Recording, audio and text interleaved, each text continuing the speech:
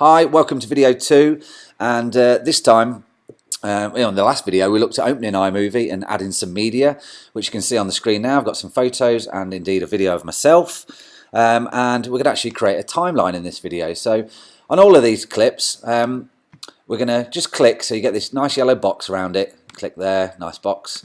That means just the clip's activated and we can now start doing stuff with it.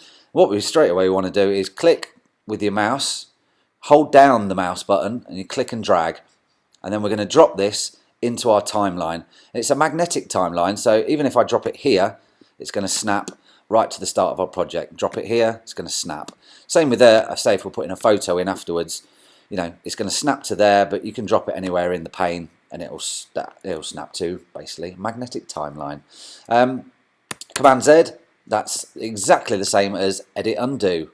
So anyone using Word, edit undo, brilliant, clears up all mistakes. So now we can see this video rolling. I'll put the volume on.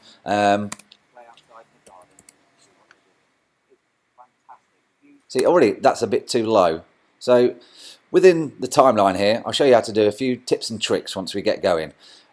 Straight off the bat, can't hear myself very well. So if you go down to the timeline, and this is your audio bar, the blue bit here, and you know it's an audio bar. In fact, great tip, if you come up to here where it says settings, you can drag your clip and expand on it. It's like a magnifying glass. So that's the same clip, same length, 57 seconds, but by dragging it out to the right, I can actually work on the clip a bit easier because I can see more frames. So happy days. If you're struggling to do some really pernickety editing work, just expand your timeline and you'll be able to see a bit easier. So straight off the bat here, obviously I'm too close to the screen and I'm going to set myself. So I'm going to press spacebar, which is play, wait till I start talking.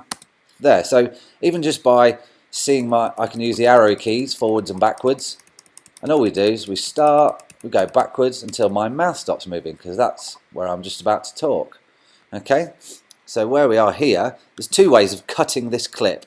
We can either, again, go to the end, wait till your cursor's changed, click, drag, and again it will snap to that line that you've put your playhead at. If you don't want to do that, then all we're going to have to do, that's back at the start again, is again spacebar, wait till my mouth starts moving. So I want to come back a little bit so I'm not making anything. There we go.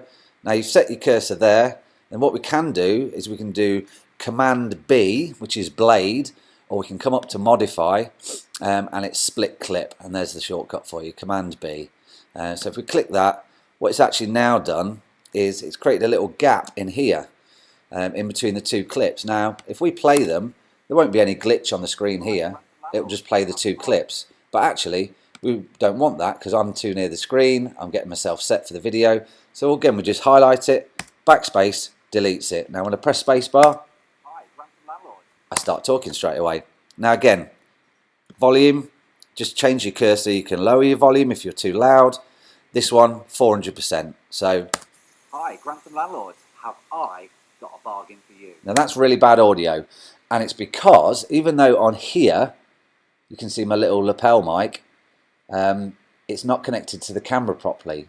So, and I've done this on purpose because quite often people go out, do their first or second video, and they'll get quite demoralised in the fact that they get back to the office or wherever they're editing their film, and either the audio's rubbish or it's just there's no audio on it at all. So please, please, please do a quick tester video before you leave the office or your house, and just make sure, import it into iMovie like we've just shown you, and just make sure the volume is good on it, because as bad as a bad picture is, people will turn off instantly if they can't hear you or the audio is really bad quality. So just bear that in mind. Audio is king. Like, a good picture is great, but slightly bad pictures, the human eye will take it, but the human ear will not take bad audio.